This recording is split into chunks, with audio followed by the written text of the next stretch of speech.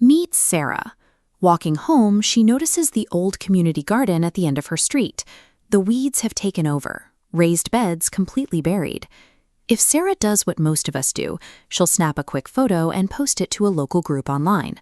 Over the next few hours, 50 of her neighbors might click a thumbs up or leave an angry face. But all that community energy stays trapped behind glass. 50 clicks on a screen will never pull a single weed out of the dirt. Seven Hills is a platform built for a completely different purpose. Instead of gathering passive attention, it is designed to organize action. So rather than publishing a standard post, Sarah creates something called a spark. To move from an idea on a screen to a group of neighbors in the garden, Sarah needs a way to turn that digital interest into a series of clear personal agreements. These agreements start in the Commons. Think of this space as a digital notice board for the neighborhood. Another resident, Marcus, logs in, sees Sarah's spark about the garden, and wants to help. Marcus clicks a button to pledge his support.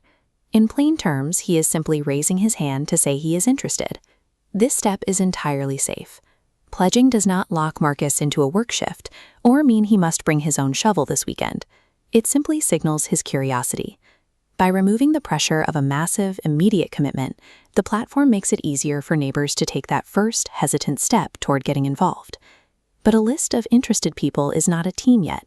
The garden needs someone to organize the effort. This is where a third neighbor, David, enters the picture.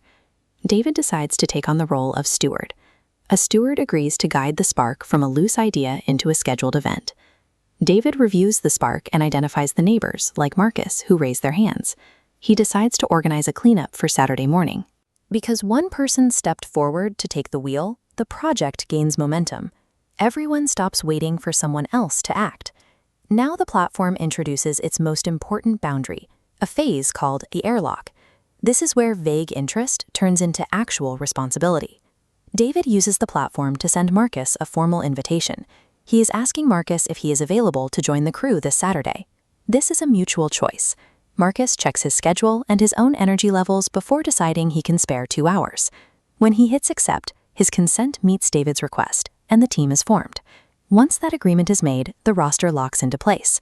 Marcus is now on active duty, which means David can officially count on him to be there. This sequence protects human boundaries.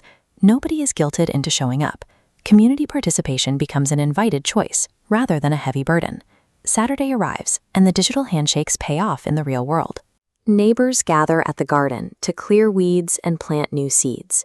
The digital system only finishes its job when the physical work is done. Later that afternoon, David logs back in and officially closes the spark. On most platforms, that project would fade into a bottomless timeline. On Seven Hills, it is preserved as a city win.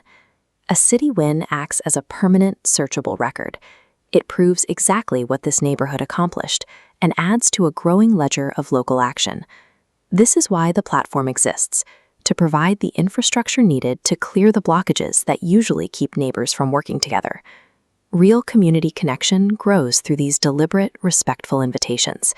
They turn a person's quiet intentions into a shared reality.